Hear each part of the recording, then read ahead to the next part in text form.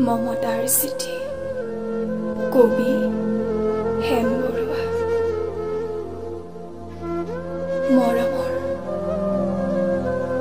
এয়া মম এডাল জ্বলাই লৈছো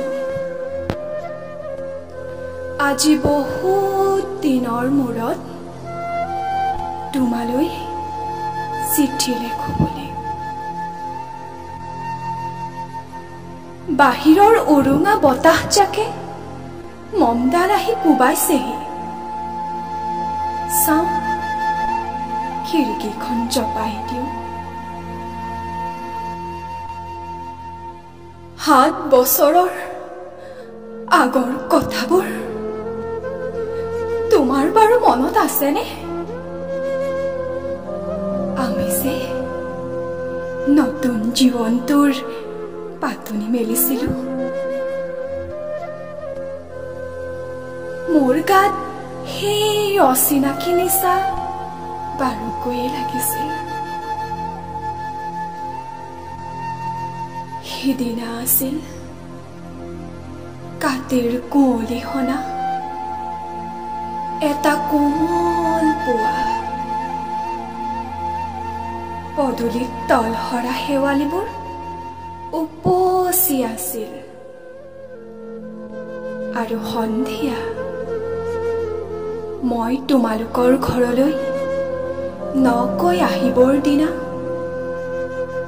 আকাশৰ মেঘৰ মোহনাত হালধীয়া জোনটো নাওখন হৈ আমাক যে ৰিঙিয়াই মাতিছিল তৰাৰ দেশলৈ মই লোৱা কঁকালৰ ৰঙা ৰিহাখনলৈ তুমি বাৰু তেনেকৈ কিয় একেথৰে চাইছিলা মোৰ কেনে লাগিছিল জানা তুমি যেন কোনোবা দূৰ বিদেশৰ স্বপ্নাতুৰা লোকৰ মানুহ আৰু মই যেন তলসৰা এপাহ শেৱালি সেইদিনা মন সাগৰত মোৰ এৰি অহা আৰু আহি পোৱা অলেখ ঢৌৰ কঁপনি জাগিছিল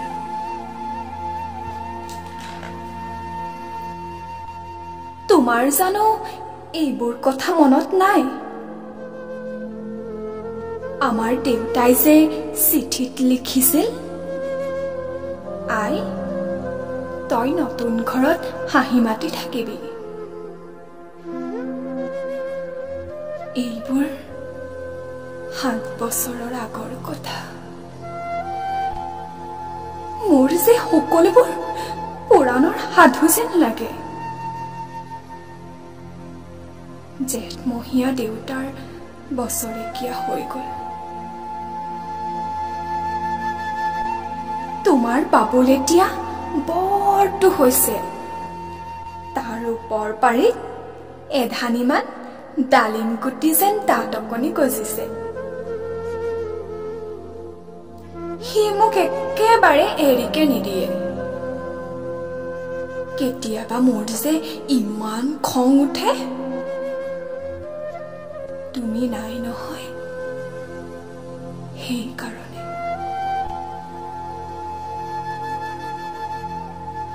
সি বাৰু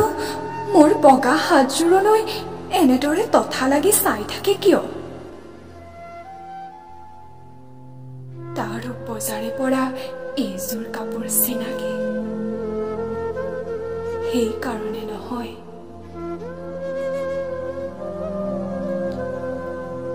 বাবুল এতিয়া বৰটো হৈছে বুজিছা আৰু ডাঙৰ হলে স্কুলত তাক নাম লগাই দিম স্কুলত থকা সি সময়খিনি মোৰ যে বুকুখন তেনেই উদং হৈ থাকিব ভাই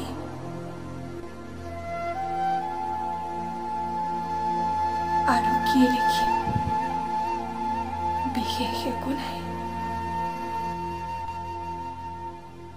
মোৰে শপত তুমি যিদিনা উলটি আহিবা আগতীয়াকৈ জনাবা দেই। মই ভোগ দৈয়েদি ৰিঙিয়াই মাতিম। তুমি যিদিনা উলটি আহিবা মোক আগতীয়াকৈ জনাবলৈ নাপাহৰিবা দেই। মৰম লবা, ইতি তোমাৰ মমতা। পুনঃ এইবাৰ বুজিছা? মাঘৰ বিহুৰ মেজিৰ জুইকুৰা বৰ ৰঙাকৈ জ্বলিছিল। আমাৰ আইতাৰ কলি ছাগলীজনী দুটা পোৱালি জগিছে, এটা সোধ বগা আৰু আনটো কলা।